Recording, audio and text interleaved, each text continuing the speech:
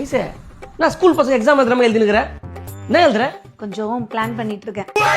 என்ன plan? Backup plan. Makeup போட தான் பிளான் பண்ணுவா. பேக்கப் பிளான்லாம் பண்றா எதுக்கு?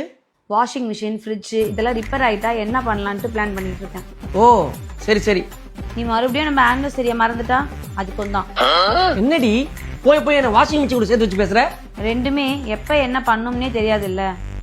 வேற என்ன? நீ ஈரட்டவல பெட் மேல போட்டு போனா அது ஒரே ஒரு தடவை தானடி. 3 தடவை. சரி சரி. அப்புறம் காபி கப்ப டேபிள் மேல வச்சுட்டு போனா அதெல்லாம் பெரிய பிரச்சனையா?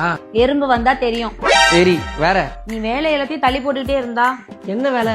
பைக் சர்வீஸ், லைட் ரிப்பேரு எல்லாமே அடுத்த வாரம் தான். கடைசியா என்ன எழுதுன? ஒன்னும் இல்ல. சொல்லு. சரி இவருக்கு ஏதாவது ஆயிட்டா என்ன பண்ணணும்னு. கொஞ்சம் ஓவரா இல்ல? இல்ல, எல்லாத்துக்கும் பேக்கப் பிளான் வைக்கிறோம்.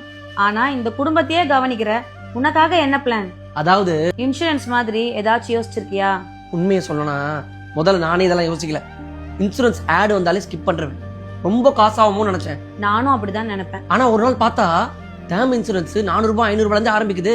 அப்படியா? ஆமா, கவரேஜ் கூட கோடி கணக்குல கிடைக்குது. அப்பதான் எனக்கு புரிஞ்சது நீங்க எதனா ஆனா கூட நீ கஷ்டப்படக்கூடாதுன்னு. ஆஹா, நல்லா பேசுறீங்க. உனக்காக தான்.